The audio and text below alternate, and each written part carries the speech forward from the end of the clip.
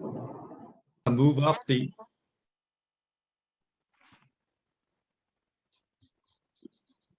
Yes, we do want to move up the budget transfer request, excuse me, the budget discussion right, I thought we were under gonna do that. an old business. So that is item 5E. And we will move that up to 4D. If that's okay with everybody. Right,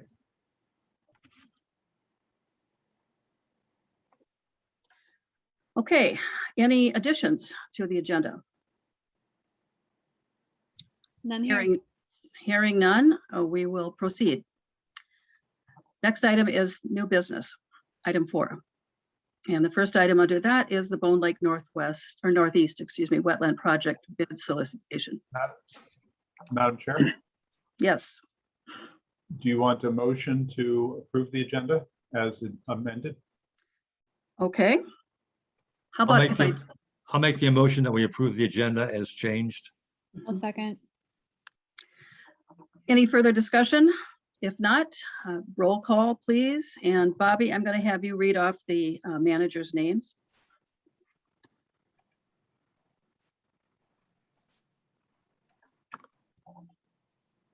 Sorry about that. Manager Anderson, Aye. Manager Taves, Aye. Manager Schmalz, Aye, Manager Loth,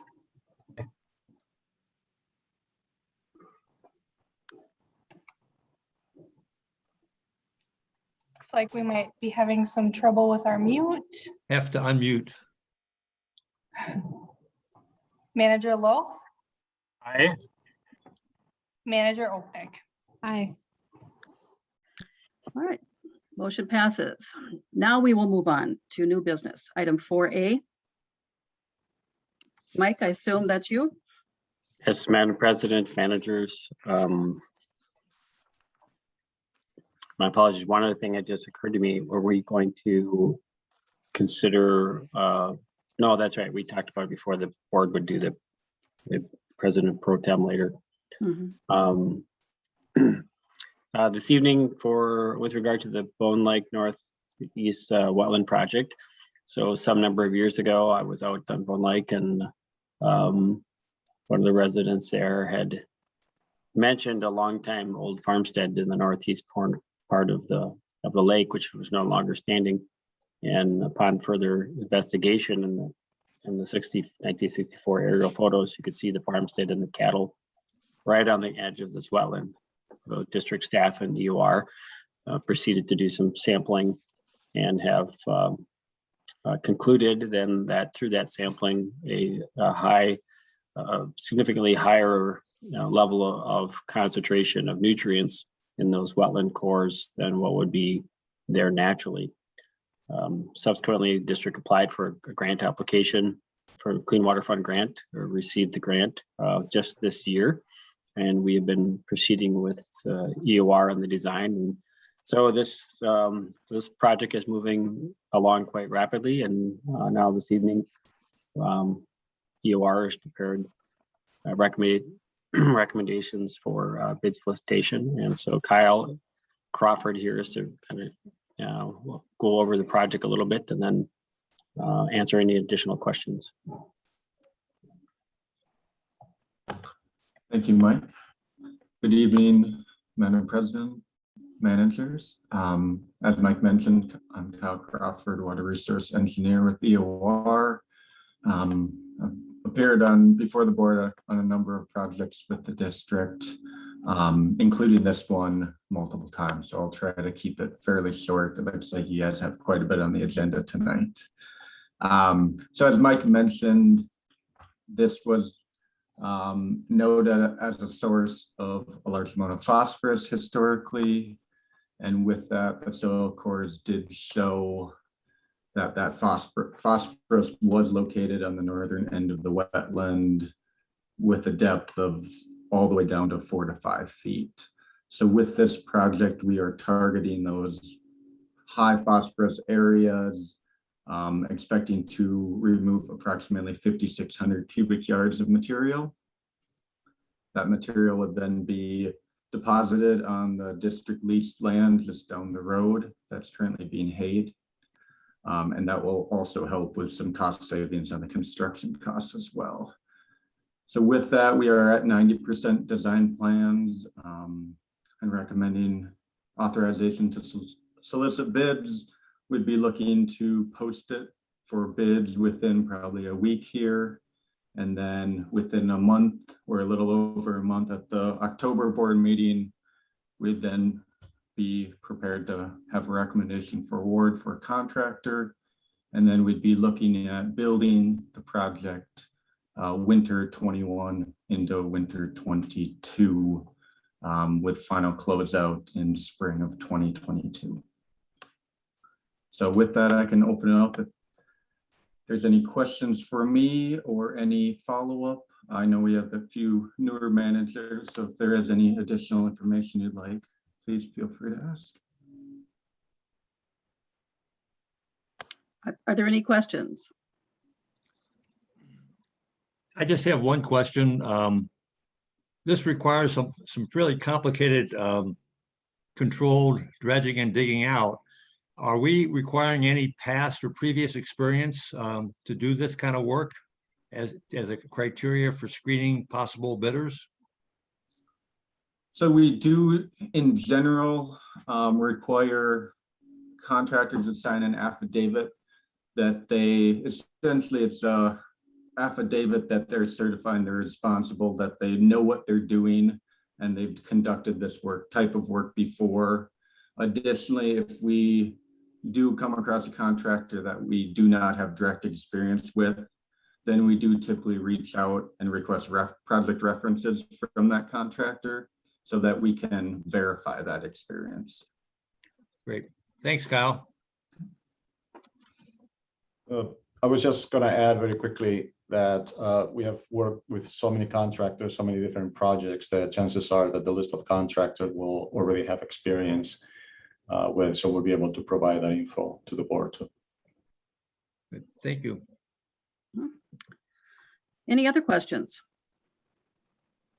If there are none, then a motion is in order as presented by staff.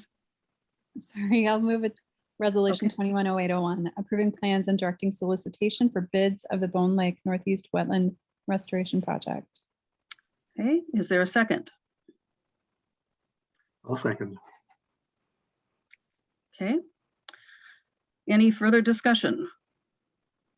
All right, a roll call vote.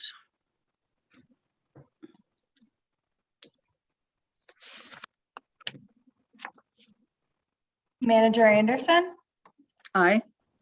Manager Schmalz, Aye. Manager Oknek, Aye. Manager Taves, Aye. Manager Loaf.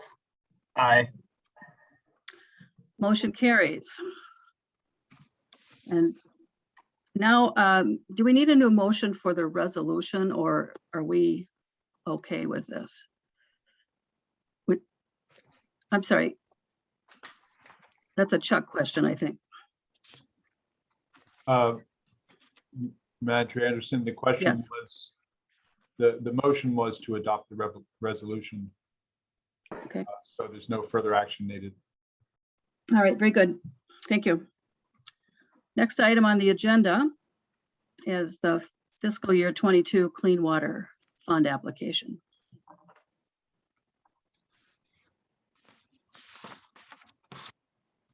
Madam President and managers. So the district staff and engineers have been working on several applications, so which have been summarized in the staff memo. So if you have any other questions, but we are prepared to submit them as scheduled this coming Tuesday. Just for the new managers, particular, the Judicial Ditch 6 is an area just south of Scandia Trail, about where Tim's Marina is located. That would be a drainage area that was identified through diagnostic monitoring as a high elevated amount of nutrients coming through that channel area into the ditch. The next one is the Moody Lake Capstone projects. That one is just sort of what it sounds like. We've done several large projects over in Moody Lake, including a large wetland restoration from a ag site there and an alum treatment. But we knew that we have a smaller amount of reduction still needed for to maintain the longevity of the alum treatment for maintaining the state standards, sort of that in the area of the TMDL, the margin of safety. So what we're after. And July Avenue feedlot is as it sounds. There's a active farming operation with roughly 65 head of beef animals, and that's been documented through monitoring as a significant source. We have cooperation from the landowner to proceed with the grant application.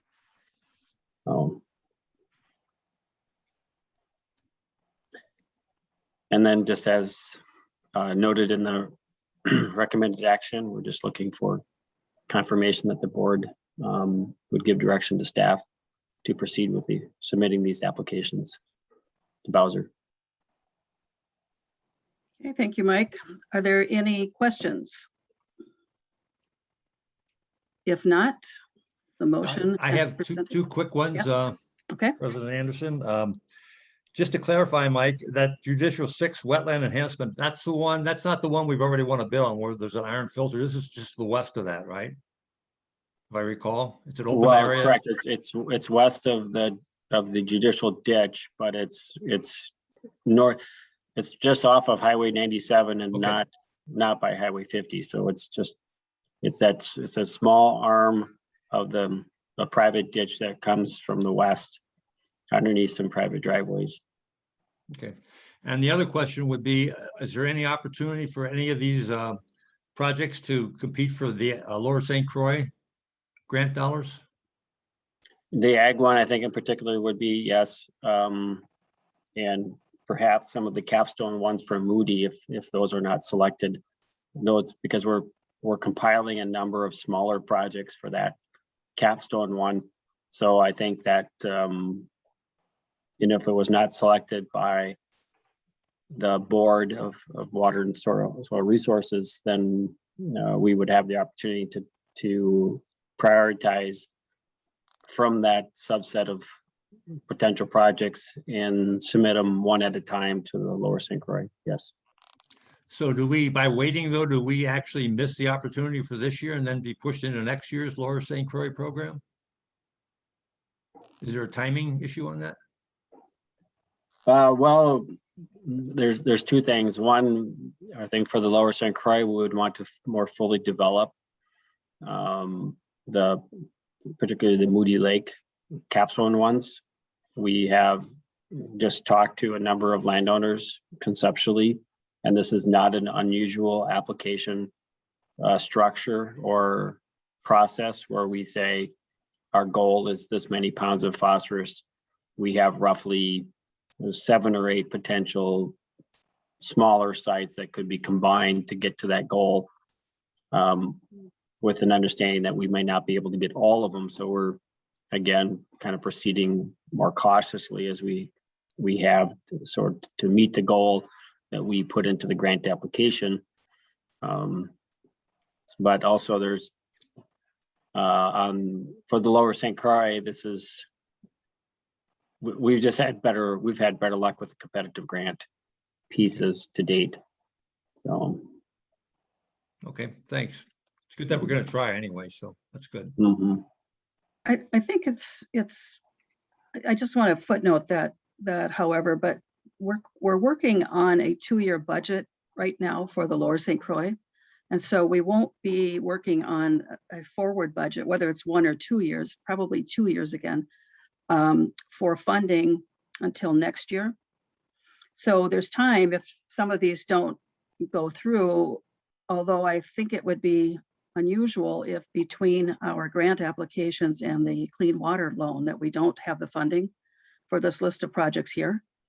But we can be looking at projects in our 10-year plan for years 23 and 24 for funding through the Lower St. Croix.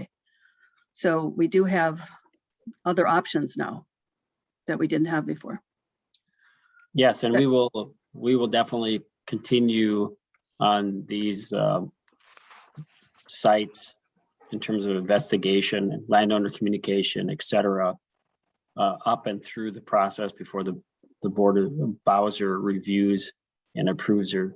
So we're not going to just sit around and wait until the Bowser board makes a decision. We will continue to gather information and communicate with landowners in anticipation of doing projects funded through some means, whether the district's Clean Water Fund loan, Lower St. Croix, or the competitive grants. Mhm. Okay, I just think that's important for everybody to understand that there's a lot of different ways to go here. If there's no other questions, then a motion is in order, presented on the fact sheet from staff. I'll move to direct the district administrator to work with staff and coordinate with the district engineer and others to develop and submit a Clean Water Fund grant application for 2022 that will benefit water resources within the Comfort Lake Forest Lake Watershed District. I'll second. Any further discussion? Okay, a roll call vote, please. Manager Anderson, Aye. Manager Schmaltz, Aye. Manager Oknick, Aye. Manager Taves, Aye. Manager Lowell. Aye. Okay, thank you. Moving on now to item C, budget transfer request. Managers, so Garrett Miller is here to perhaps speak to the need. He was the one that's been working on this project. So he's here this evening. Thank you, Garrett. Sure. Well, hello managers and welcome, Chris. So yes, I am requesting a budget transfer from the Forest Lake AIS management. I want to move $5,000 from that account over to the Keewatin AIS management. There's plenty of funds left in the Forest Lake AIS management budget line item, just because we used DIQUAT this year, which had substantial savings for the CLT treatment.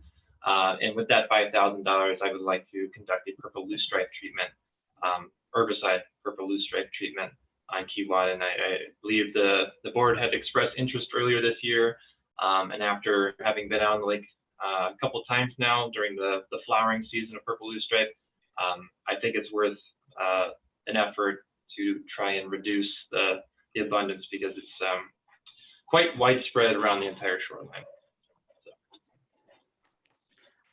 I've noticed that as well. It's, I'm glad you're doing this because it seems to be getting a little bit out of control, especially on that lake. I see it all over the district, but particularly on Keewatin, I think it's bad. Yes, and it's surprising because I have found the weevils that eat the purple loosestrife on several of the plants, but for whatever reason, it doesn't seem to be having much of an effect in limiting its spread or Okay. abundance around.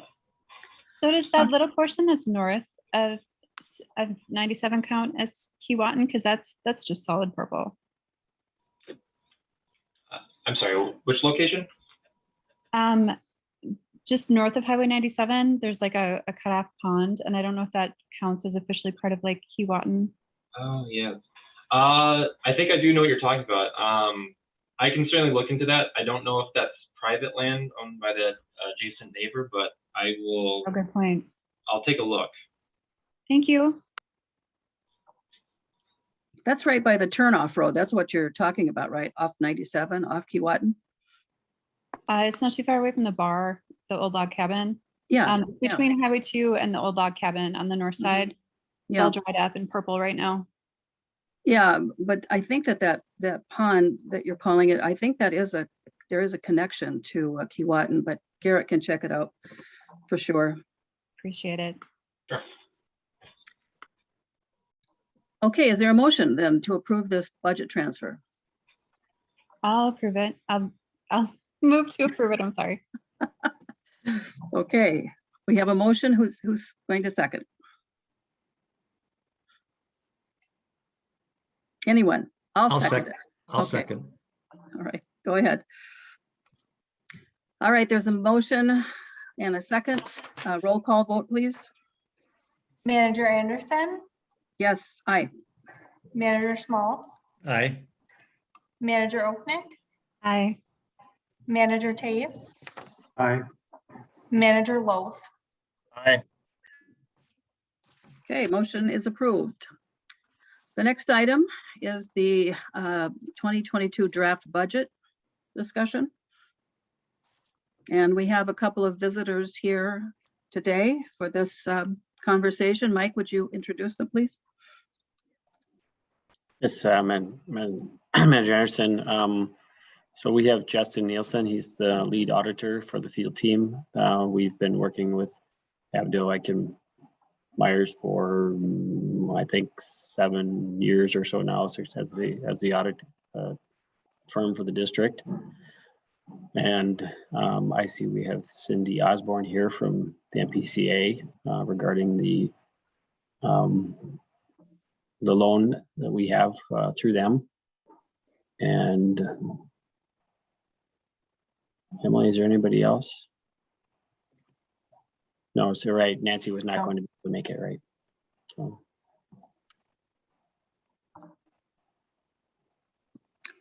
Okay, so Steve, do you want to kick this off? Yeah, I'll kick it off. We basically have 2 slides to go through, and this is kind of what we discussed at the last board meeting, and I worked with Emily to put these numbers together. So we'll just walk this through. It'll be good, I think, for our 2 new board members to follow along. So maybe, Emily, if you could put that first revenue expenditure recap for 2022 up. I can do that.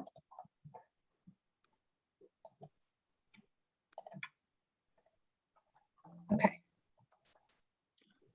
Well, Okay, it's still a little hard. Hopefully you have a paper copy to follow along, but we're going to be starting with 2021 estimate year end, which is the blue column, the last blue column, and what we're going to talk about is going down to the bottom third of the page. We've increased our loan requirement for that year to 1.2 million. As you Steve, can see, excuse me for just a minute. Bobby, can you blow that up and so people can follow along on the screen? Emily actually took over screen sharing and it Okay. looks like she is having some issues. Her photo looks stuck in space. Okay, Is she frozen? So. Bobby, can you pull it back up, please? Yep. Thank you.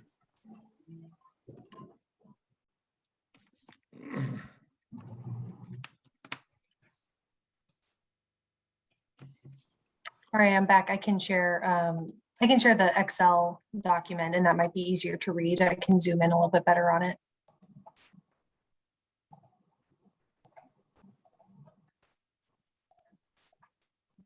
okay, much better. Thank you. yeah, that's good. Okay, Steve, go ahead. Okay, so as an introduction, what I should probably have said is that one of the goals we were trying to accomplish here is to increase our reserves so that we can cover the first 6 months of operating income in each year. And so the goal was to transfer and to get enough in the reserve to cover $870,000 is what we estimated for the first 6 months, at least for the next several years.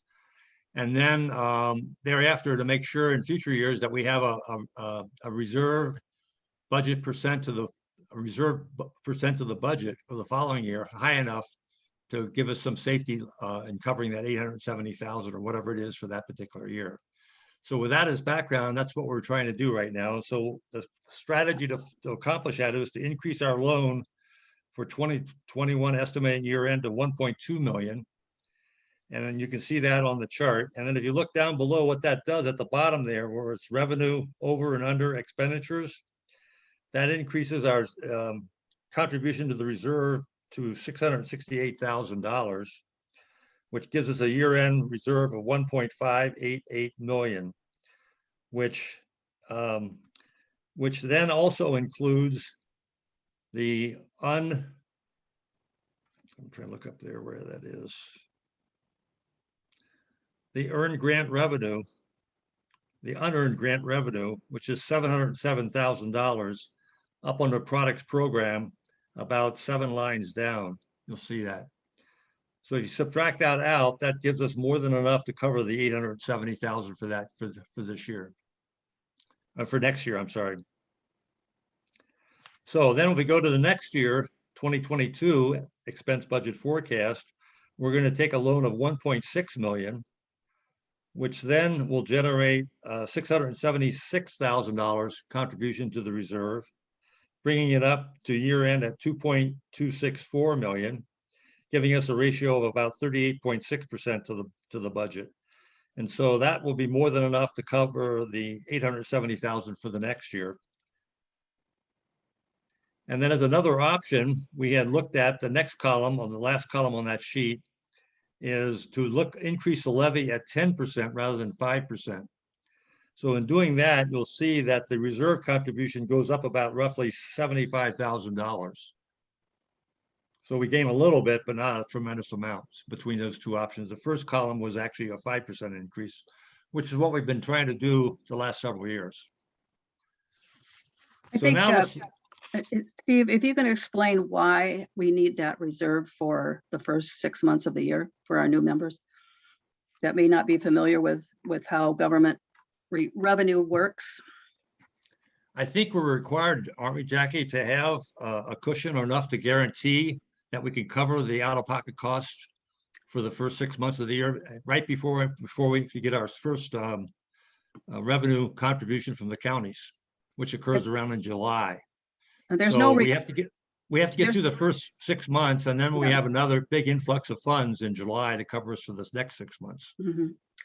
We're required to be good managers of the public's money and to make sure that we have revenue to cover our expenses. And as Steve mentioned, it's not like a business where your money's coming in, all the time every month, but we've got this lag between one of our big revenue sources, and that's the tax levy. And so we get that payment twice a year in June, in actually early July, and then also in December, middle of December. So that's why it's important to make sure that we have reserves to cover that. And the other thing to point out is the 3,000 and 5,000 project area. If you add those two together, it's about 3.5 million. And that's where most of the grant dollars, the Clean Water Partnership money and so forth is spent, because it's all of these programs, all of the projects that we do, of course, are for cleaning up the waters. So just wanted to point that out, and that's how our strategy for budgeting has worked, is that we bring in the levy amounts to cover these chasms that occur, and then to take care of general operating expenses. So go ahead, Steve. I should also mention, since we're trying to help the new members here, is that the unearned grant income is determined by the fact that when we apply for a grant, like you just saw, we made a motion to apply for grants. If we win that grant, we will get partial money coming in, and in many cases we'll win the grant, so we know we're going to get those dollars over a 1 or 2 year period, depending on the length of the project term, but we don't start the project right away. So in essence, you've got grant money that you haven't earned yet because you don't get paid until you actually do the project. So there's a lag there. So each year as we move through the projects, we have what we call unearned grant money that wasn't spent and not used. So it's carried forward till we actually can complete the project. Jackie, do you want to add anything to that, or is that? Yeah, I think just to clarify that we are starting the projects typically, but it's with the preliminary work that has to be done. And I don't even want to say preliminary. It's actually part of the process. We have to do the final monitoring to make sure that our early monitoring information is correct. We also then have to do the engineering process. And so that's when we have final plans drawn and so forth. So there is a lot of activity that goes on. And again, it's typically found in that 3,000 and 5,000 project area and program area. And then as we move on, depending upon when the project occurs, like the one that we just heard about earlier, it's going to start, bidding actually starts now. They're going to receive bids and make a determination sometime in, I think it was September or October, with a start date in the winter of this year. So it could start in November or December, and then finish in the winter months of next year, the early months of next year. So that's how these projects go. They're not ever completed in 1 year. They have to go over multiple years. So that's the only thing I would add. Okay, any other questions on that first chart? If not, we'll switch to the future years projection. Look at how this impacts our position with the reserve. Managers, maybe just one clarifying piece there was that, just want to make sure that, yeah, I think Manager Anderson covered some, but the clean water funds go towards those projects. And then the levy dollars are going towards the reserve funds. Right. And overhead, yeah. Correct. So Emily, you want to go to the 21-27 chart?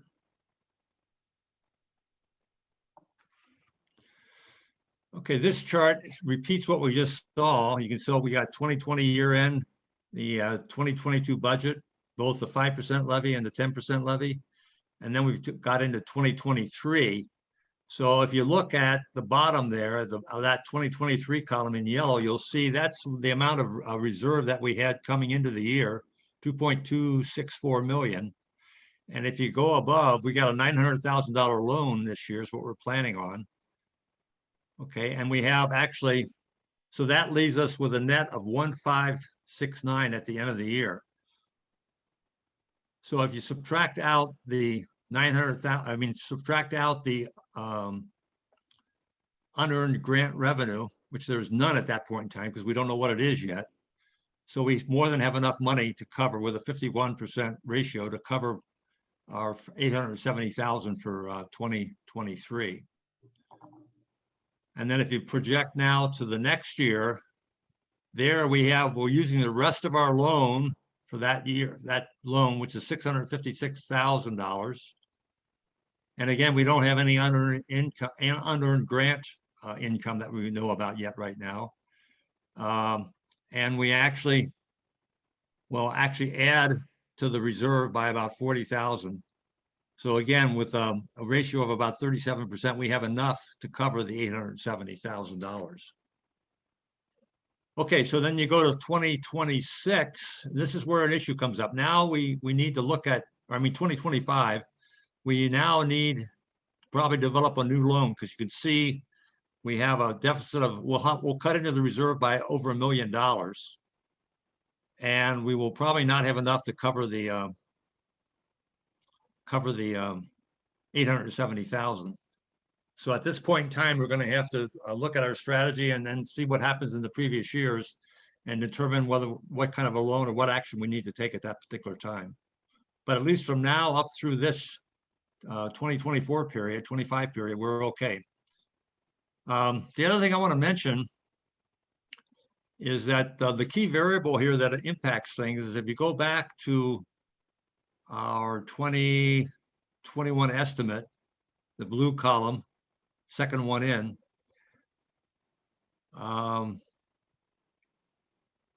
we don't have a forecast on that one, do we?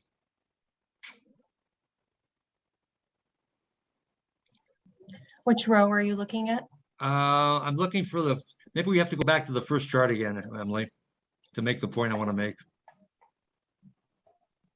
He's looking for the budget. Yeah, the budget for the 2022. Oh, 2022, but Yeah. 2021. The one we just looked at. Yeah, the one we had just looked at. okay. Okay, so here. Okay, so if you look at 2021, again, expense budget, you'll notice that we have a forecast or a budget of if you go down to the project line, the 5,000 line down on expenses and come over, you'll notice that we have a budget of 1.483 million for projects for this year. And we're gonna end up spending, estimated spend of 861,000. So in essence, we're underspending our budget for a number of reasons. But in doing that, that's a big change in cash flow in terms of flow. So that money that's not being spent will have a chance to go back to the reserve and back or into the unearned income, depending on why the project didn't move forward. So yeah, and historically, we have run at somewhere between a 58% to maybe 90% spend of our project forecast. So this can be an important variable. Next year, we have a 5,000 project spend of about 2.1 million. So if we only end up spending 58% of that, that's going to be a significant amount of money added back to the reserve and or unearned income. And we know what those numbers are because we're tracking our grants. So this is an important thing each year, and it's hard to forecast forward. As you know, we don't even know what our unearned grant income is going to be more than 2 years out. So that's a kind of a variable that we have to look at each year that will determine how we proceed each year and whether we get stronger or weaker. Jackie, did you want to add anything to that? Yeah, I do. Just a point of clarification. When we talk about not spending dollars in a particular year, it's not like the project it isn't moving forward. It is. It's just that one of the phases of that project has been completed in that year, and then the balance is moving into next year or the following year as a carryover. And so we're looking at ways right now. This is a presentation tonight. We're going to have the final budget documents for you at the next meeting, but we're looking for a way to better represent that because these phases, these big projects, capital projects that we do oftentimes take 2 to 3 years to complete. And so keeping that in mind, right now, the way it's represented is we're showing that amount as carryover. And there's a better way to do it so that we're just representing what's actually occurring in that year and keeping the funds in the unearned grant revenue up at the top. And that's more of a fund balance report. As you can see, it's notated that it's not included in the totals on this chart. And so that's just to keep that fund balance in front of the managers so that you know where that is. We do a lot of projects and a lot of work with the Clean Water Partnership Loan and with various grants. So you'll find that for the new managers, you'll find that that's a big part of how we budget. Okay, thank you, Steve. Yeah, you're welcome. So do you want to get into any of your questions, or do you want to wait till we have a work session on that, Jackie? No, not really. I don't think we need to do that tonight. I think Okay. we're showing the budget. It's 90% completed. We're just fine tuning some of the representations. And we'll have another budget workshop, and that includes myself, Steve, Emily, and Mike. And occasionally we'll bring in our auditor and an accountant for clarification on how to represent things. So we're almost there. We'll meet again, I think, next week. We've designated Wednesday and don't have a time yet, but we'll bring a final budget presentation to you on the 26th. All right, that's all I have. Any other questions from anybody, visitors or anyone? Okay. All right, very good. Without questions, let's move on. Old business. Item A is Lake Association Grant Program.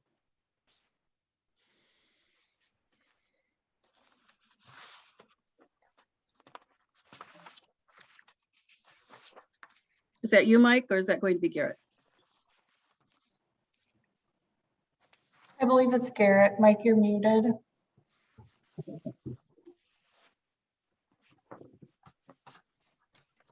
Manager, I was just going to lead into it, and then yes, Garrett is available for additional discussion about the specifics, but just noted in the memo here, some of the history of what we have or how we got to this point about this grant program, or at least proposed grant program.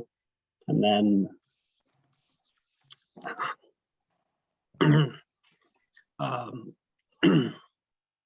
sorry, I guess I'm on my throat here.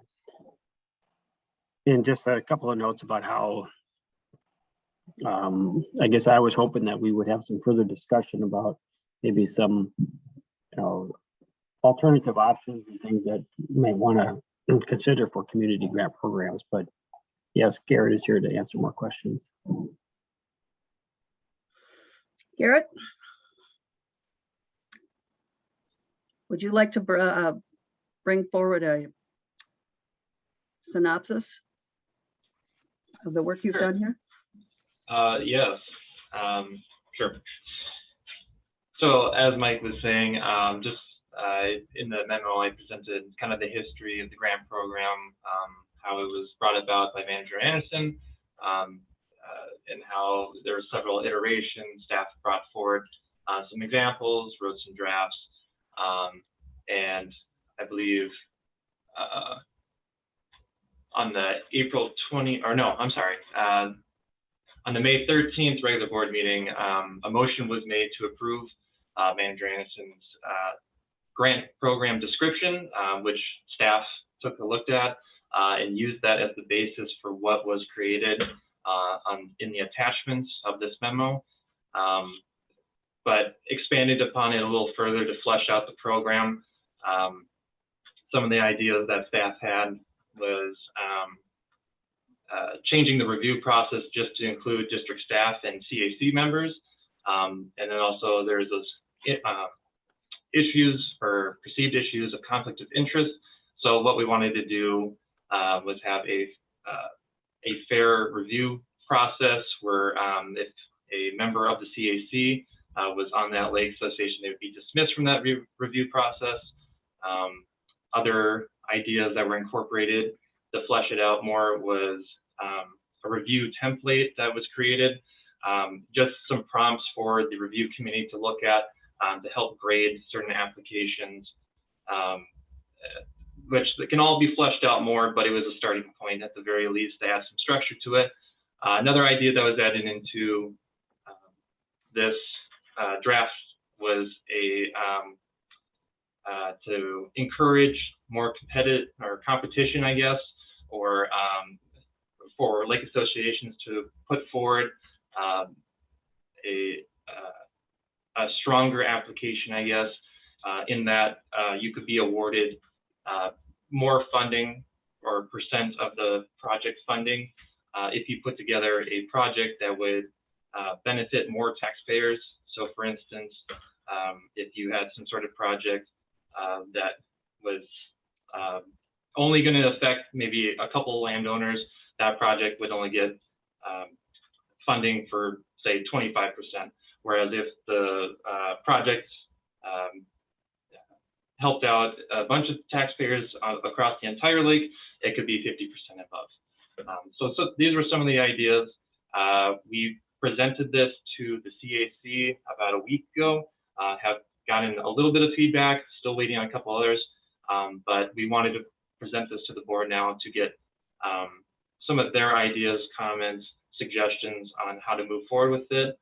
I believe the last piece on this memo is talking about how the Comfort Lake Association submitted an application before staff had any of the review process in place, had contacted the CAC and seeing if they would be involved in that review process, and before the application was developed by staff and reviewed by the board. So we're just looking for some information or suggestions on how to move forward with that as well. Anyone have any questions? I have some. I will reserve them until others have spoken. Anyone else? I have some comments, I guess. First of all, you did a very nice job putting this together. It's very professionally put together and very thorough. but to the point where it's going to be, I think, difficult for lake associations to have the staff and the capability to conform to this requirement. But even before that issue, I think the bigger issue is, why are we doing this? You know, I can see, I've been a past Lake Association president for like 2 or 3 years. And so I put myself in that position. I said, how would I use this grant opportunity if I were president of the Lake Association? And certainly invasive species would come up as a #1 opportunity, especially Eurasian water milfoil, because right now it's not covered by the watershed. But other than that, I had to really stretch to figure out some kinds of projects that I might want to get involved with to go jump through this fairly tough hoop to get those dollars. And so I'm thinking also, we already have in place a individual grant program for any kind of water quality improvement work. We also have a community project, a grant program in place up to $50,000. So to cover, you know, like schools and hospitals and city and so forth. So to many extent, I don't know that we really need this, especially if we decided to take Eurasian water milfoil back into the watershed and not leave it up to the lake associations to handle that. I'm not sure we really need this document. It could be covered by one of the other 2 grants we already have. Or if there's a special situation, we're certainly willing to work with lake associations if they have a great idea and want to lobby for some money. But right now, I guess I was struggling. Now, what I came up with, here's the kind of project. First of all, I would not go around and try to bring 5 or say 50 or 60 shoreline owners together to get their shorelines fixed. No local lake association president is going to take that on. It's just too much of a hassle. So what I came up with, a couple projects. One would be for us on the Forest Lake is to put the weed harvester program into this program. And I don't think we want to get associated with funding that kind of a program. So can be very open-ended. The other one would be to say, we've lost a lot of habitat in the wet years. We've lost a lot of bogs. So maybe the Lake Association would want to undertake with the DNR, getting funding to restore bogs and put them back in place. That would benefit the whole lake and, you know, all the association members and also the other taxpayers. Or if you live in a bay right now and our water levels are so low right now, people are having a heck of a time getting their boats in and out of those back bays. Some of those bays have sediment, so maybe we would take on a project to try to get funding for, taking out the extra sediment, which the DNR allows to deepen those channels so people could get back in and out on low waters. Now, I'm not sure we want to get involved with a project like that either. So that's what I came up with. And as a result, you know, to go through all this effort, I question whether we really need this, especially if we decide to bring the Eurasian water milfoil back into the watershed, which may not be a bad idea. So that was my thought on it. And I had asked Jerry Gruntner, president of the Lake Association, to look at this. And I think, Garrett, you also sent him a copy of the proposal. I think Jerry sent you some thoughts. Maybe you could put those up and the board could look at what he had to say about it. You're talking about the proposal in front of us, correct? Right. I Okay. sent it to Jerry to see what the Lake Association thought of it. And he spent several days thinking about this. I called him up and talked to him about it and wanted to get his ideas. And he wrote 5 points down here that I think would be important for the board to see. I don't know whether anybody else did that with their other lake associations, but it might be interesting to see what the other board members had to say too. But do you have a copy of that, Garrett, by chance, that email? Yes. It's very short, so it shouldn't yeah, take a lot of time. I can screen share. Okay. But I think we discussed it over the phone as well briefly before he sent me this email, and he shared some of those concerns too, that some of the ideas may be above the technical ability of lake associations or more than what they would want to take on. Do you want to let's stop. And the only other comments I've received so far yet is from Kurt Sparks of Keewatin, or was from Keewatin. And he actually had the same sentiments as well, that some of the ideas could be a little difficult for a lake association alone to implement. Can everyone see this? Yes. Okay. Maybe a little larger. It was larger before you touched the button. Oh, no, I'm sorry. Yeah, there you go. Is that legible? Yeah, that's better. Okay. Sorry. I put on the There you spot go, there here, you go. really test Perfect. my skills. So maybe the boards can look through that real quickly and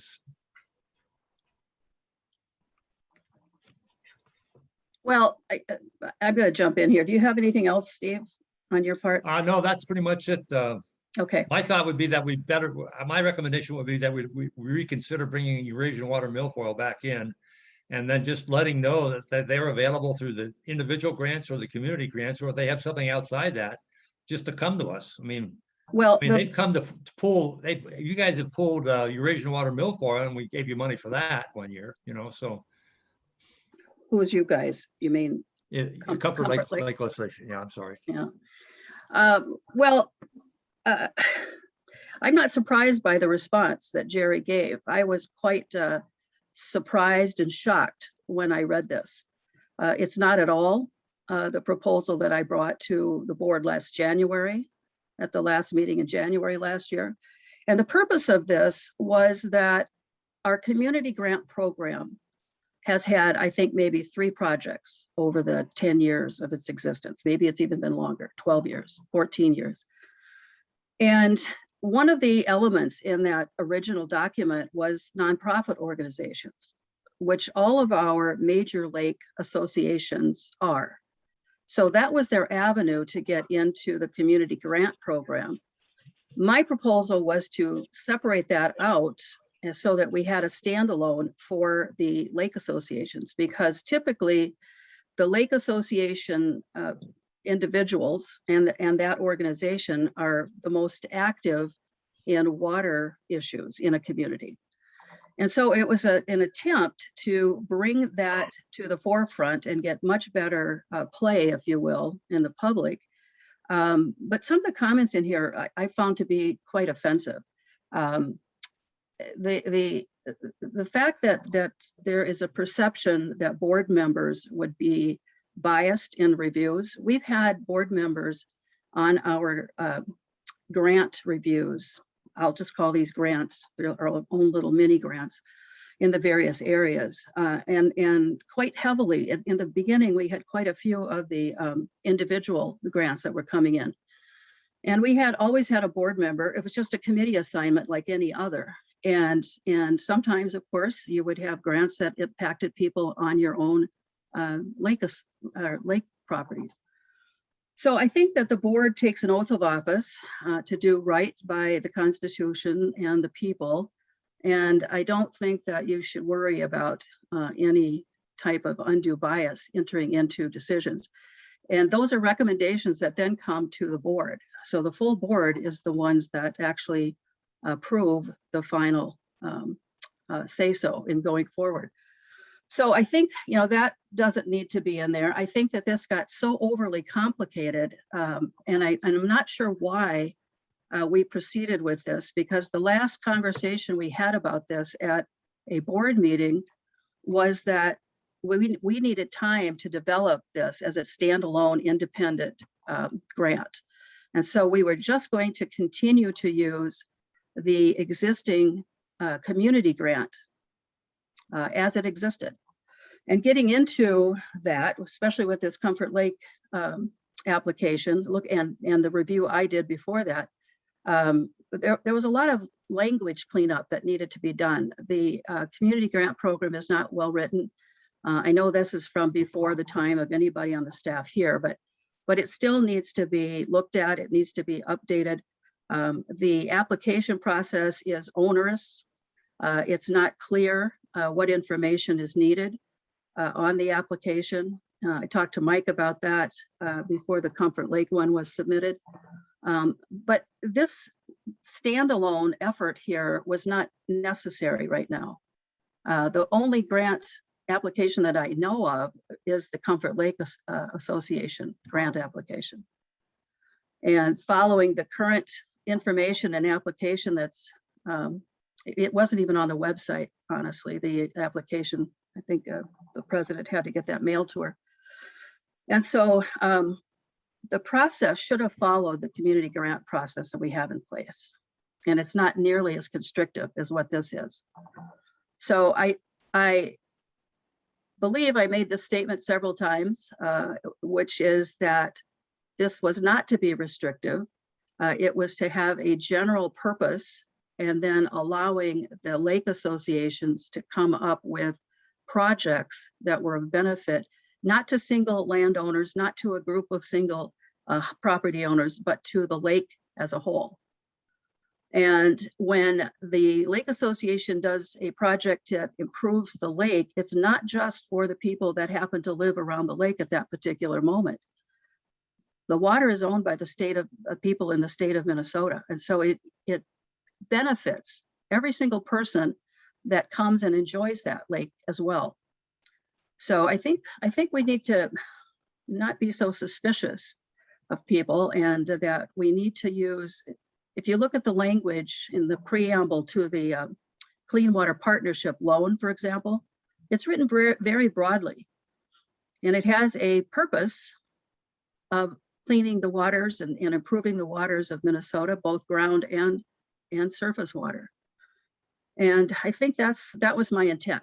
It was to make this broad so that we don't have these constrictive rules, these parameters that lock out ideas that the people closest to that body of water would know better than we do. So with that being said, I think the appropriate thing to do here is to just table this.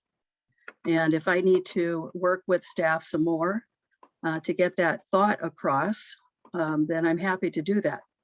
But this isn't anything at all like what I had proposed. I'd rather just continue to look, to use the current community grant program as was stated. I think that was the probably April board meeting. So that information should be on that tape. And then just continue to use what we have with the improvements that are needed for language and application. One of the issues we have here, Jackie, is still the same issue I brought up, and that is that what types of projects are going to be brought forward. Now, a community entity is different than a lake association, because a community entity has its own property and its own resources. A city owns property and has access to be able to develop the new projects on that property. The lake association doesn't. And it's not going to try to recruit hundreds or tens or 20s of people to work on their lake shore. So the only kind of projects they can do, are we willing to fund the harvester? Are we willing to fund dredging of the channels? Are we willing to fund a fishing pier? Well, you're looking at it from a very narrow project scope. I think it's very broad. No, it's not, because the mission of the Comfort Lake Association is to educate people that live on the lake about good habits and good behaviors for keeping the waters clean. You mentioned shoreland work, for example. One of the things that the Lake Association would like to do is more communication to members. And so that requires dollars, and that requires materials that staff can help with, and so on. And one of the best things is the DNR's Rate Your Shore program. And so that would require having some seminars and having some, again, printed materials and communication pieces. And a lot of it could be something that staff just helps us get from the agencies. But those are the kinds of things that, and the Eurasian milfoil. So if that is something that the district is truly interested in doing again, that I think either Mike or Garrett mentioned that takes a big chunk off the table. But that's an invasive species that helps improve the waters of the lake, especially for recreation purposes. Those mats can get pretty thick. It's hard to get boats through them. It's hard to swim in those areas. So I don't think we can discount that unless again, the district is going to take up that as part of our AIS program. But I don't think this is in any condition to move forward on without some serious work. And if we're still interested. Now, the board was fully interested in pursuing this, unanimous votes to move this thing forward. But we have an avenue right now through the community grant program. We just need to do some cleanup there. Managers, I just wanted to touch on a couple items. The recommendation to have a standing board member from that lake not participate is really just built off of my longstanding experience in the military of staying away from the perception of a conflict of interest. I by no means was it intended at all to suggest that any board member would not do the right thing, but rather just for the organizational aspect of it, of just staying away from that perception. So that was the principal reason that I supported an inclusion of some language along that line. So my apologies if it was interpreted in a different manner. The other is just really what is the overall desired outcome. I mean, we can look at the Chisago LID up there, Chisago Lakes Lake Improvement District. They just offer a $5,000 grant to each lake association and just kind of let them go with it. And then, that's a really simple format, and I think it would achieve some of the desired outcomes that Manager Anderson is suggesting to work toward. But other than that, I mean, typically we would still want to be involved with a lot of other things. I mean, it would be nice to do a lot of citizen engagement on Lakeshore and with respect to the Score Your Shore piece of it. But maybe the $5,000 or whatever the grant amount would be, it would be so that a lake association could hire a seasonal person to go around, or maybe a resident that would get trained on how to do the scoring and then gather the information and just do the education part. So we recognize also on the education part that, I mean, it's one of the, we haven't gone through in detail, especially with the new managers, some of the things about the change, but with shifting of the workload within the district based off the workload analysis conducted by Houston Engineering, we have an office manager, and now Jessica's role would be shifted more to that outreach and operations part. So we would look in the year to come for a lot more outreach activity from district staff. So I think there are some other things, and it really was because we had been kind of going around at the staff level with how this thing would look, and as well as going out and looking at what others were doing presently from a cost share program in a similar structure. And there was, again, not surprisingly, across watershed district boundaries, just a large variety of options or opportunities or differences, I guess maybe it's the best way to say it. So yes, I think there's more discussion that could be had, but I just really wanted to get it in front of the board to start at least honing down or chiseling down to an end product that we would find or that the board would find acceptable and the staff could implement. Well, first of all, Mike, there was no offense taken on my part whatsoever, so don't be concerned about that. I'm sure the other board members feel the same way. But one of the things is the Lake Association, this is a matching grant program, if I recall, right? We pay 75 and they pay 25. Is that the way it works? Well, conceptually, it was to be along that line, yes, but yeah, okay. Because I don't think we should be funding lake associations just, with a carte blanche $5,000 gift. Maybe we do if there's certain requirements on how that's used, but education, doing mailings does cost money. If you have to mail to 900 people like we do, it's 50 cents a piece, it's $500 right out of the gate.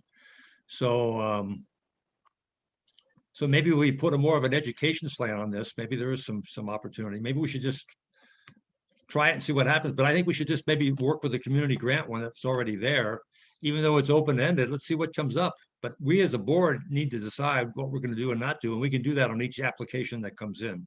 Mm-hmm. Like I say, do we want to fund a fishing pier? Because we would like to build a fishing pier. And we know in 3-4 years at $75,000 a year, we would have some money to do that, But does the Lake Association does the watershed district want our money, our taxpayer money to go to that kind of a project? So I'm just raising questions here that we're going to have to deal with down the road, so. Well, I don't think you can ever get every contingency covered when No, you're you trying to, can't. when you're trying to design something, and that's the point of not having such tight guide rails on it. But my recommendation is to table this development of a separate Lake Association grant program and use the existing community grant program that exists. That's what we said back in April. And I think that's what we should continue to do until we have consensus on what we want to do going forward for lake associations. It might be interesting to ask the other lake associations what kinds of projects they might want to submit. I mean, I'm just thinking somewhere along, I had heard about maybe in Scandia, a tree raising or tree planting program, but maybe a lake association sponsoring trees and that to be planted along the shoreline at a discount would be a That good was Bone program. Lake. You know, That was Bone Lake. Yeah. yeah, Bone Lake. So, I mean, that's one that I think would be very useful to the lake and something the Lake Association would want to get involved with that we may not want to get involved with ourselves. So, you know, there could be some very good stuff that comes out of this, but there can also be some tough stuff that we're going to have to, I mean, you're going to hold a barbecue, buying, 20 pounds of filet mignons to educate your neighbors. Is that going to qualify? So you get into situations that start Well, stretching things. Yeah, but I don't think that is going to happen. I don't think that's going to be reasonable. Famous A last reasonable words. consideration. Yeah. But anyway, if there's no objection, what I'm going to recommend is that we table this development of the separate Lake Association grant program and continue to make the community grant fund available to our nonprofits in the community, which include lake associations. So in other words, status quo. So are we going to make an effort actually to go to the lake associations and present them with this opportunity, up front, which we really haven't pushed it really hard in the past, and then see what they come up with? Well, again, I think that the ideas that they might come up with is going to be limited. So I think what we need to think about is having a purpose that is broad enough that people aren't limited. Well, I think the direction that But the purpose is still very clear. right. But I think this grant does outline the need to support our 10-year plan goals in terms of water quality and recreational quality. So I think that would be an overall umbrella that should guide the Yeah. judgment we make and what they decide to select. Well, and that's what I said at the beginning, is Right. that it has to be very close to the Clean Water Partnership purpose statement, which is very broad. And the purpose is not to limit people's ability to clean up and secure the waters of Minnesota. What I thought was interesting, our membership has gone from, we started with 7 members and we now just reached 501 members. And this has happened over the last 2 years where we've gone from 240, and Chris and his wife and other new people on the board have really helped us move ahead. And one of the things that was done was to set up lake stewards. And I would have never in my wildest dream that anybody would sign up to become a lake steward. A lake steward is someone that gets trained on the lake and goes around and knocks door to door, lobbying people to join the Lake Association. We have like 12 or 15 of them right now, and they have brought in a lot of members. And then the Facebook work that Chris has done and so forth, the social media work has really reached out to a new audience for us. So we have really been able to get that done. So if you get a Lake Association, lake stewards interested in green space, and you want to start lobbying that to community, that's something we might want to fund through the Lake Association. It is an example now, because it's been very effective for us. And I think the same strategy could work for some of the projects we want to do over the next 10 years. So that's something else to think about too. Yeah, we have a similar one. We've had it for 15 years or so, 20 years maybe.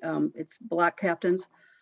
And we have a much smaller lake, of course, so each captain has 10 homes that they're responsible for. It's kind of like a information tree, if you will, telephone tree, either going to their doors and handing Right. out pamphlets or calling them with news from the board that we want to get out quickly. So yeah, that works very effectively.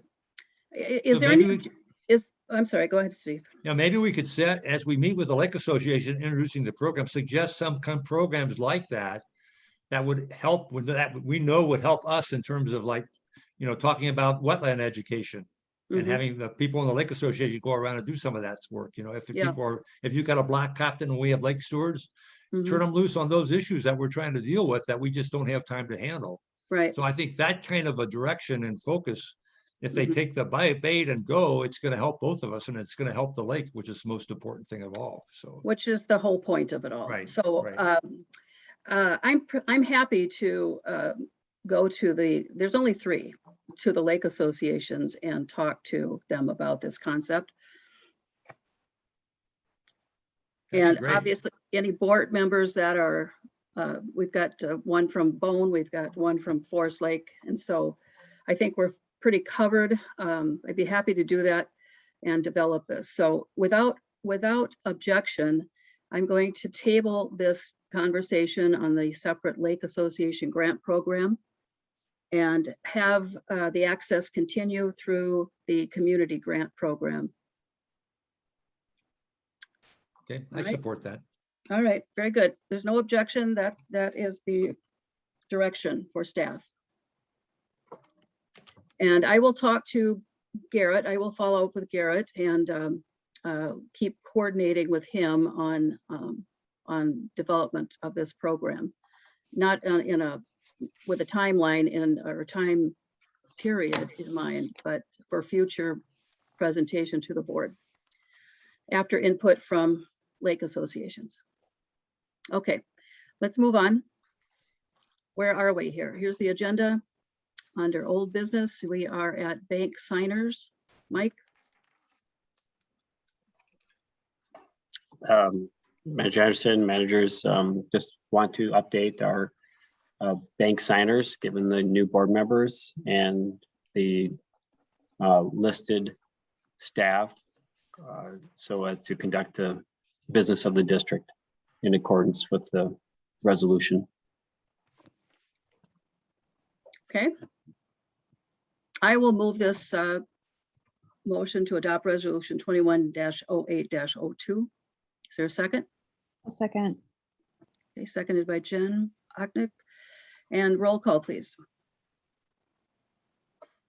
Manager Anderson, Aye. Manager Schmaltz, Aye. Manager Oaknick, Aye. Manager Taves, Aye. Manager Loaf. Aye. All right, resolution is passed, motion is passed. Thank you. Next item is COVID-19 update and regular board meeting location. Mike? Manager Anderson, managers, in July, the board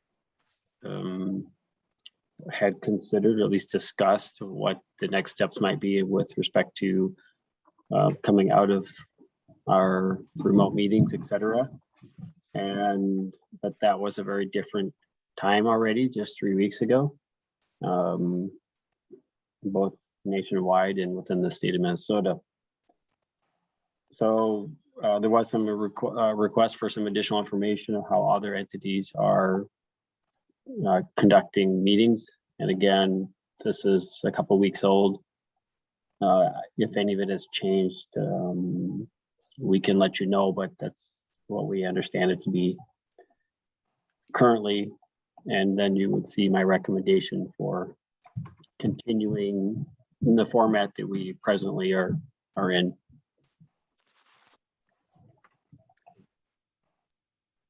Any discussion? If none, then the motion is before us, recommended action. I'll second. That wasn't a motion. I was just. Okay, I'll Great. make the motion that we maintain the current framework as covered in the recommended motion. Mhm. Okay, is there a second? I'll second that. And that was, Doug Tapes. Dove, thank you. Okay. Roll call, please. Manager Anderson, Aye. Manager Schmaltz, Aye. Manager Oknick, Aye. Manager Taves, Aye. Manager Loth. Aye. Okay, motion passes. Thank you. Next item, land acquisition updates. Manager Anderson, managers, we have Nick Banks a meeting this evening to give an update. We have 2 memos for the board for action, and then also some updates on some other properties for discussion. So the district has been considering for some time the potential of citing a location or establishing a location for an office building, and the district has also been in discussion with the Forest Lake Area School District about the potential of a working with the community through some donations and other means to create a watershed education and research facility. There presently are a couple parcels that are in very close proximity to the middle school and high school, within walking distance, and that are also within the Comfort Lake Forest Lake Watershed District boundaries that have some promise from those in that regard for both of these potential purposes. And so we just wanted to initially start with these scopes that are drafted by EOR, and a recommendation is to approve them. But if you have any questions on the property or anything else, could let myself know, or Blaine or Nick are here as well to answer any questions. I think they've been out on site on these properties as well. Do you have any maps, Mike, that show the locations? In the memos, so there is a map and they're highlighted, and we can pull them up here. Or visitors, maybe, yeah. Okay. Yeah. And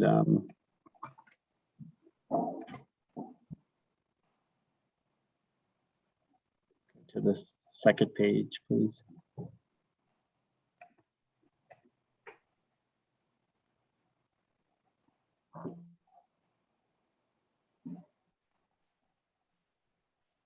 So this area is actually, well, it's 3 parcels. 2 of them are owned by one entity, another by a different entity. And, but that immediately to the west is the Forest Lake Area Middle School.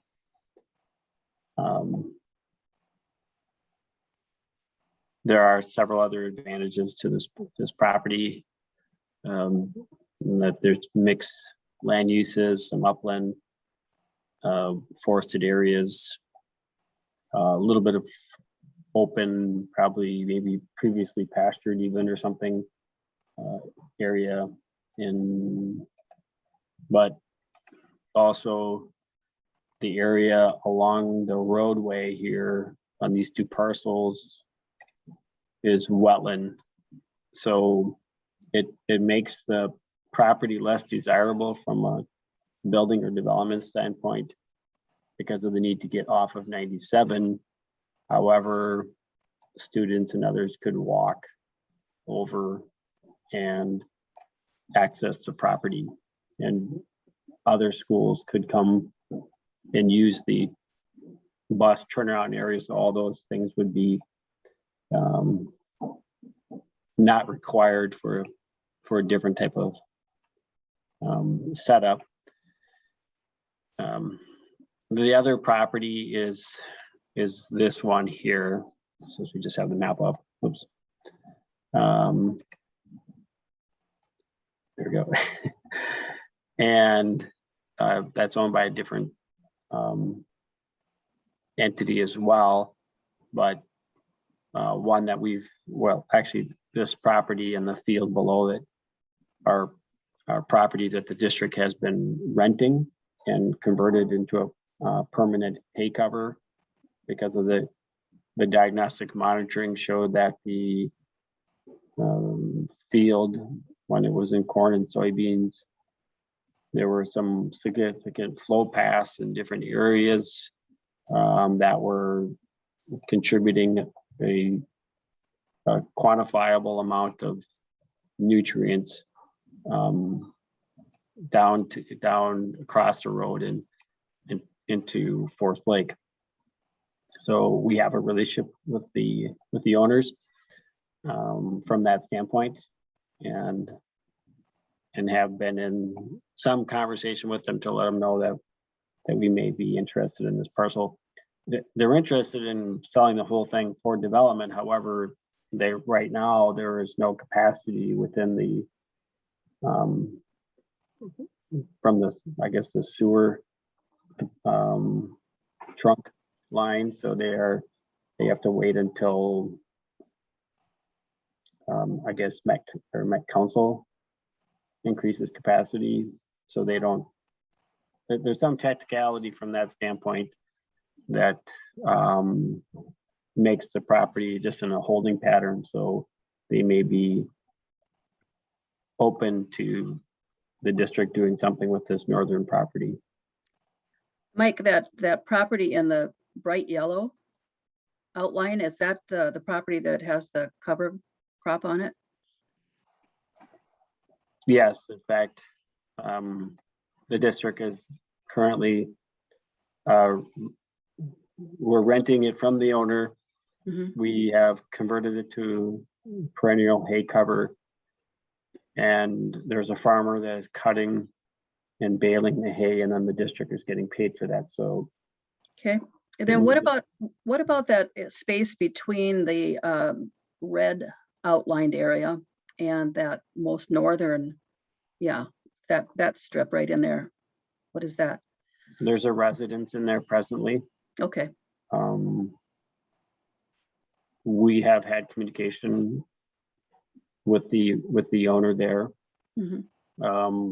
And the property may also be coming available. But Okay. Well, I just from my own perspective, I think the having that cover crop there, what a great example. You know, instead of just talking about something, you're actually showing people how to reduce the sediment and pollutant loads. yeah, it's been a good project because garnering the revenue from the sale of the hay is offsetting the cost to rent Mhm. and making it something close to a net sum zero project. Yeah, exactly. Okay. Thank you for the maps. Mhm.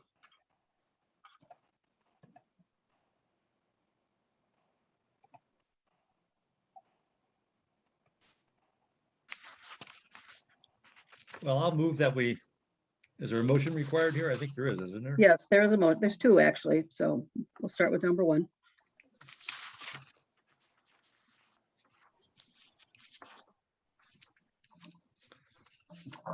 Okay, I recommend that the board approve a site evaluation for the 3 parcels. The numbers are listed here to be completed within 30 days of board authorization at a total cost of not to be exceeded $1,700. Is there a second? I'll second. Okay, any other questions or discussion? All right, roll call, please. Manager Anderson, Aye. Manager Schmalz, Aye. Manager Oknick, Aye. Manager Taves. Aye. Manager Lowe. Aye. Motion 1 passes. Motion 2. Who's going to move that motion?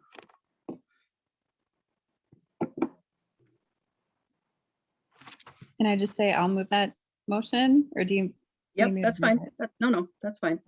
it? Great. Is there a second? I'll second that. Okay. Did you catch who that was? It's Doug. Yep. Recorder? Okay, good. Okay. Any further discussion or questions? Roll call, please. Madam Chair, Yes, sir. and just for the record, that's proposed motion number 2. Number 2, yes. Uh-huh. Thank you.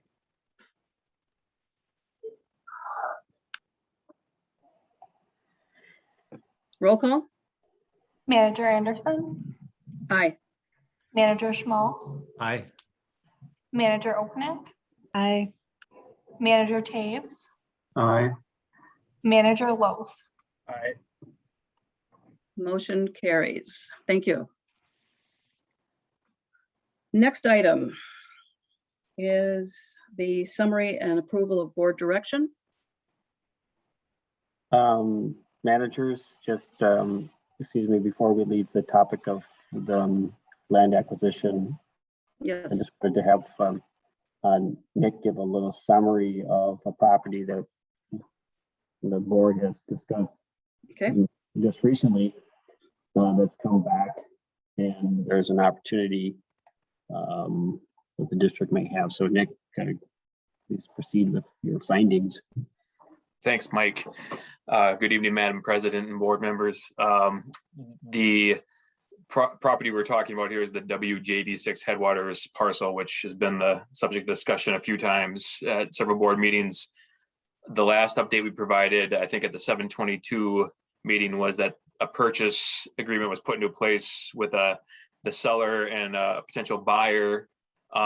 We have come to find out that that has since fallen apart, and the property is now back on the market again, and active. And I've had conversations with the realtor about the status of the property. It sounds like there's a window of opportunity to explore acquisition again. I also followed up with Pheasants Forever today to see if they were still interested in partnering in acquisition of the parcel, and they confirmed that interest there as well. So that's been the kind of the recent development. Apparently the trend of the purchase agreement fell apart because the property, the developer, the potential buyer, in their due diligence and in conversations with the city, Forest Lake found that there are really only about 11 to 12 sites potentially there for development. The developer was expecting more than that, and backed away from the transaction because of that. The seller right now, it's a large family, and one of the family members is a real estate attorney, and is currently exploring a cluster concept to share with the city to see if he can bump up that density. But in the meantime, the property is back listed and active.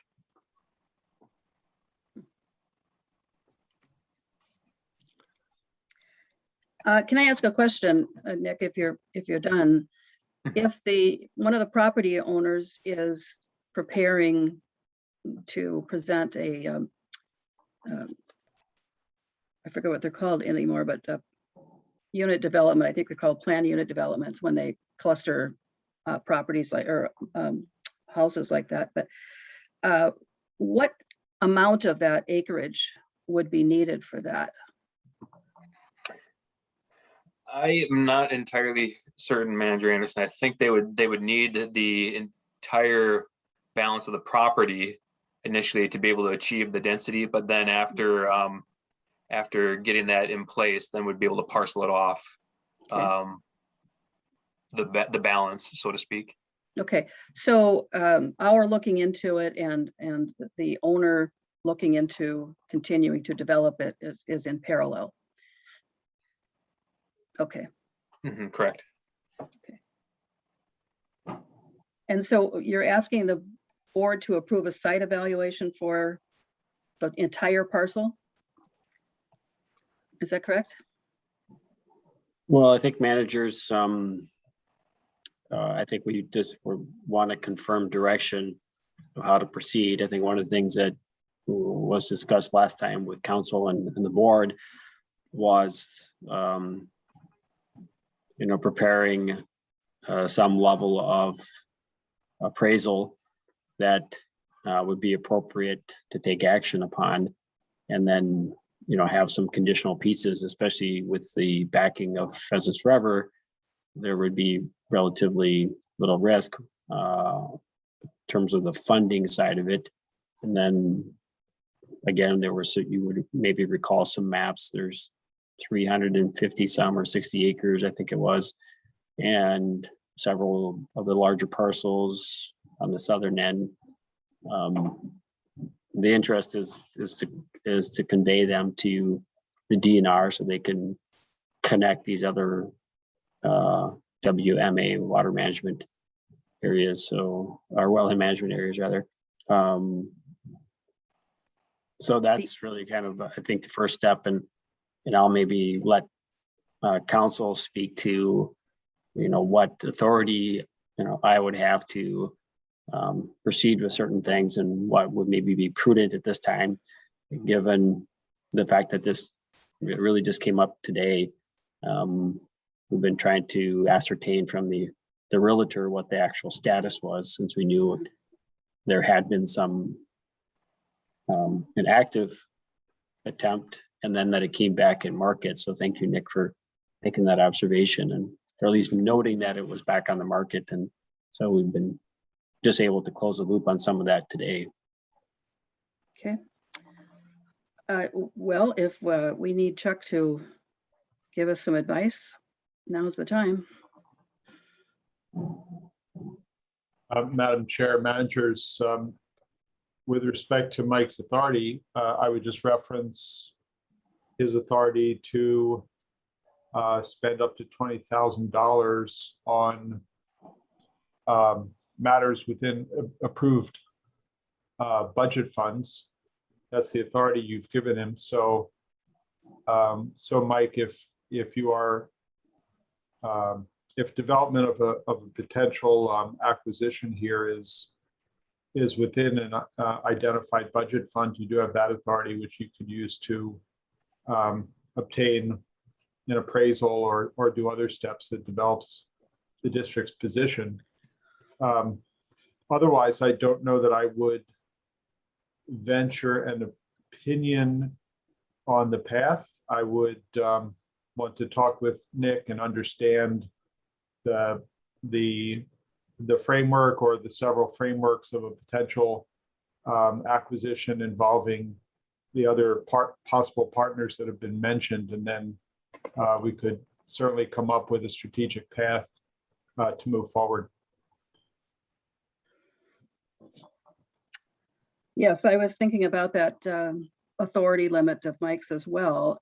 This is $1,700, and I don't have the information in front of me, but we do have an acquisition amount in our budget, our current budget, and I don't think much of that has been spent.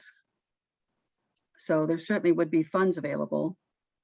And I think also if we needed to transfer out of reserve, there's $1,700, I'm pretty sure, in the reserve fund that we could transfer. But I like the outline that you provided, Chuck. For me personally, I don't know enough right now to give that authorization on my own, but I certainly would trust staff to investigate it and work with you to put together a proposal for the board to hear at the next meeting. And if Mike needs to act before then, he certainly has that authority. My concern right now, just with a brief overview that we heard, is that there's an owner that is pursuing a development on the property, and we don't know how much of this property is really going to be needed to accomplish his goal. So there may not be anything really available for us, but we'll see. I mean, we just don't know right now. Any other comments from the board? Manager Anderson, just a couple of notes Sure. of clarification. We don't have the dollar amount for what the assessment would be or the appraisal. So the $1,700 was restricted to the other parcels along 97. Oh, okay. So I'm we looking at do. the wrong sheet here. Okay, go on. Yep, I just wanted to note that. So we do have some documents from a prior meeting that maybe either we can pull up at this point or else redistribute to the board. We do know there's a limit, we anticipate rather that there's a limited time the owner that's developing this concept, as an attorney, I think is trying to put together as one of the heirs and family members that is trying to sell the property is trying to enhance its value to maximize the price, of course, which is prudent on their part. So I think he's trying to develop a way in which to convince the city to accept a proposal for clustering beyond the 11 or 12 sites that the city currently has set for those parcels. So if the city receives that proposal and accepts it, then the original developer may come back. So it may or may not be a stretch depending on how the city responds to that. I would presume that it would need to go to some committee at the city before such approval would be authorized, or maybe it's part of a conditional offer. But presently, as you may recall, and for the new managers, so this Pheasants Forever was an active entity in pursuing the purchase of the property a couple of years ago. So Nick is very familiar with this already, and has worked with the individuals both at the DNR and Pheasants Forever in the past, so was able to obtain the information about the appraisal. And there was just a price difference of the asking price and what the appraised price was at the time. But now, 2+ years later, things have changed, and family members, and I think Nick, you can correct me, but I think the owner is now deceased, and then now owned by the children. So some of them are more interested in selling the property at something closer to what the original appraisal was. So, but we don't know. I mean, things have changed price-wise in the market, but we do know that, the information that we have, we do know that there was an active purchaser, and we could presently, the discussion is that we would lead the effort, and that and we can coordinate with the other funding entity and confirm what their contribution would be, and come back to the board. Maybe one thing that would be prudent at this time too is to establish a work group of 2 managers that could provide some review and guidance of anything between now and the next board meeting, and if necessary, make a recommendation for an emergency board meeting, or maybe not an emergency board meeting, but a special board meeting rather, with 3 days notice to potentially take some action. Okay. So you don't have anything in writing for us to follow. You're just asking for us to approve the action that you just outlined, correct? Correct. Just so we're clear. Okay. Right. I would work through council to look at doing, and with Nick's support, he's been engaged in this throughout, an appraisal of sorts that would be appropriate for the needs of the funding partner, and really proceed from there. So the meeting where it was discussed, and I don't know if you look in the chat, it was June 24th, and the documents are there regarding this parcel. If anybody wants to look at it, so. Well, it's a property we were certainly interested in after the last review that we had on it at that board meeting. So, and we were all, I think, somewhat not only surprised, but disappointed in the fact that it had disappeared so quickly. So, so I think we should move ahead with it, just like you're doing, as aggressively as possible. And so we can get to a point where we can make a decision, or at least get involved in a decision to be made.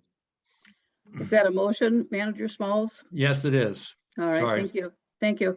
Is there a second? I'll second.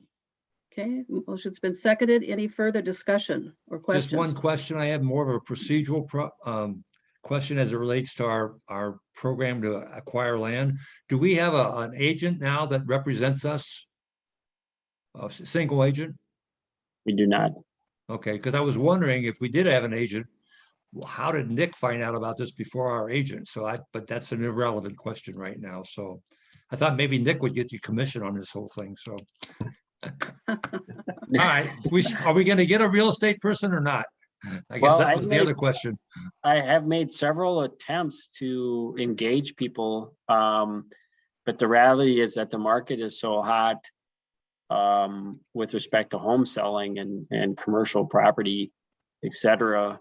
I literally I'm 0 for 3 right now in making that request with different agents in different offices. So, I mean, we can continue.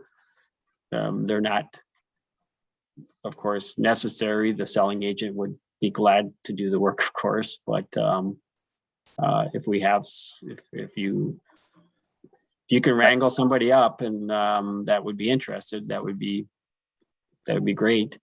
But wouldn't represent our interests. They're obligated to. Of course, yes. Yes. Right. to- Yeah, there are some commercial realtors and real estate companies that I worked with in my business career, so I'll be happy to give you their names. One lives in Chisago City, as a matter of fact, so I can send that over to you.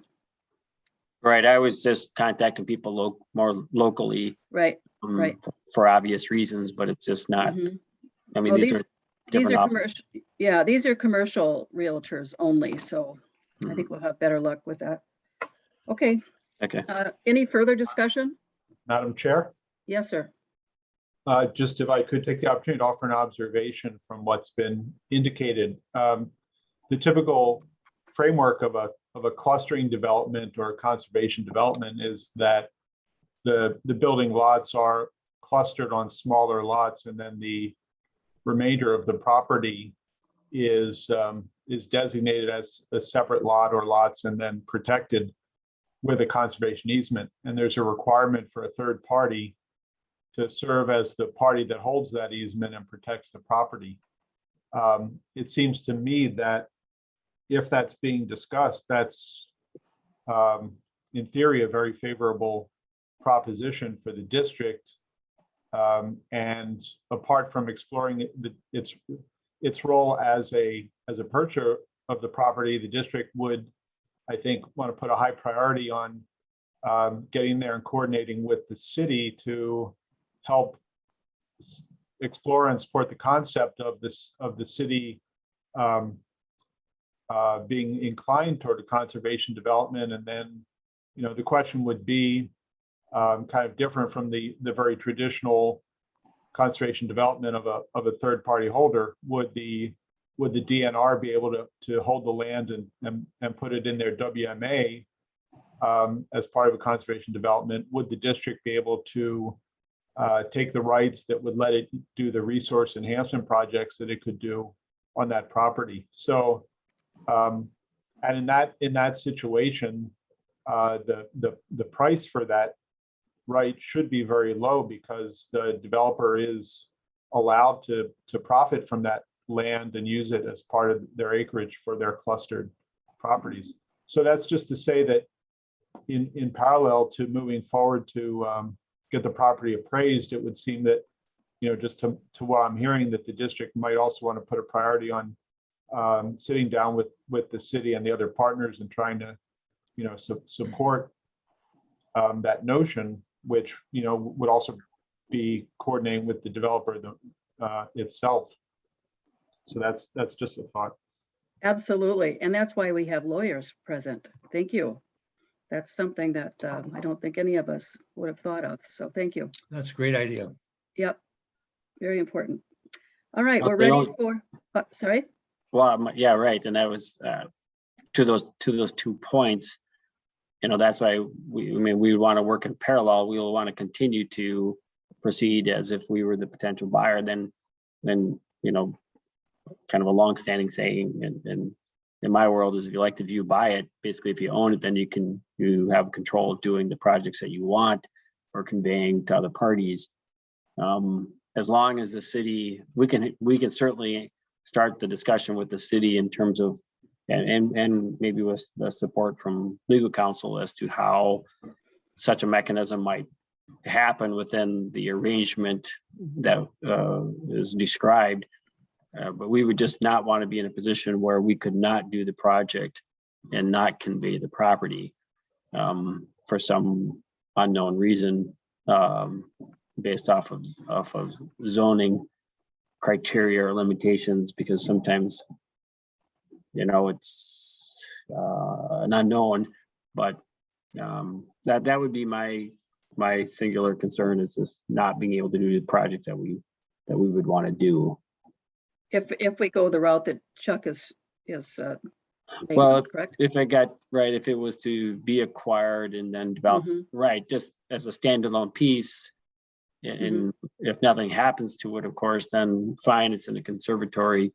But if we would be restricted from doing our project, then that's and of course at this time, we have a funding partner that could address that significant dollar amount on the district's behalf.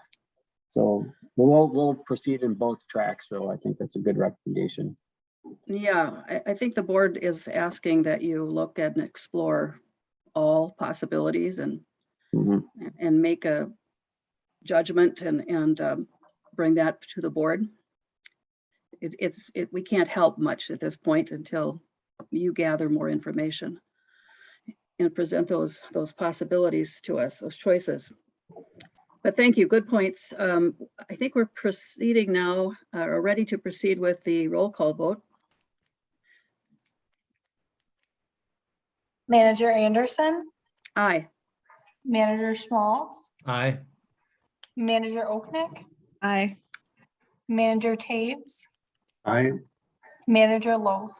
Aye. Motion carries. Proceed. Good luck.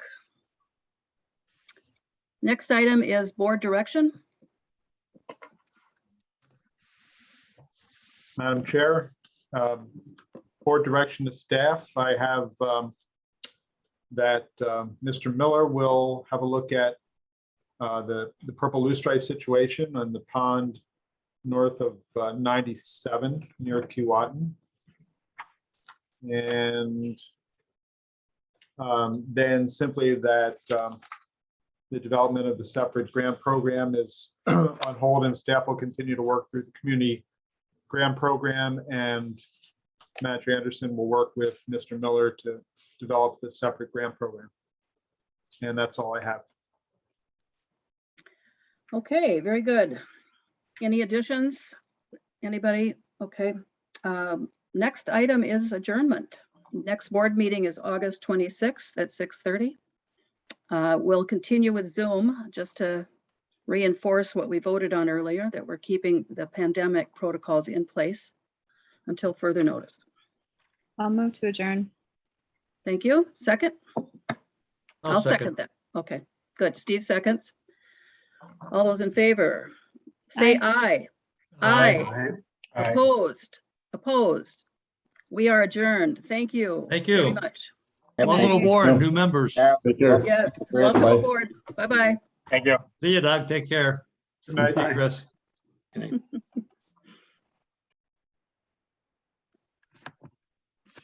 night.